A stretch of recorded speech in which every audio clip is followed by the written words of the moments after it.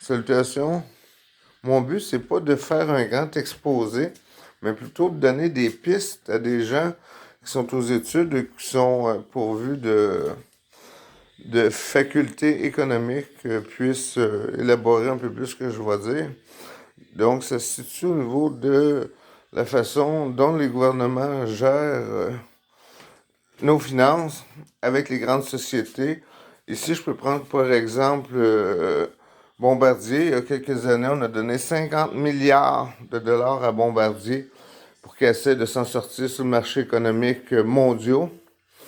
Et en vain, finalement, au bout de quelques années, on s'est aperçu qu'ils ont abandonné les trains électriques, ce que je sache. Et vous imaginez bien tout ce qu'on aurait pu faire pour les PME pour 50 milliards de dollars. Alors que les gouvernements sont toujours redevables. En général, vous avez les grandes sociétés qui mettent au pouvoir et qui, parallèlement à ça, s'arrangent pour faire des bénéfices au point d'encacher des paradis fiscaux, ainsi que les actionnaires qui font de même. Vous avez les abris fiscaux légaux et ou illégaux.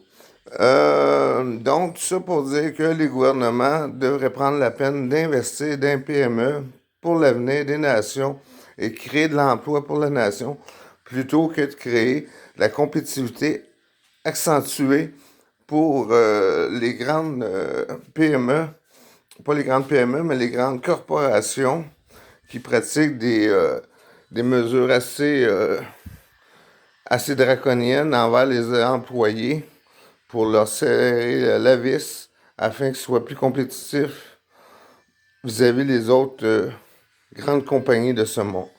Donc, ce qui arrive, c'est que les grosses compagnies s'arrangent pour être de plus en plus grandes, puis être de plus en plus compétitives.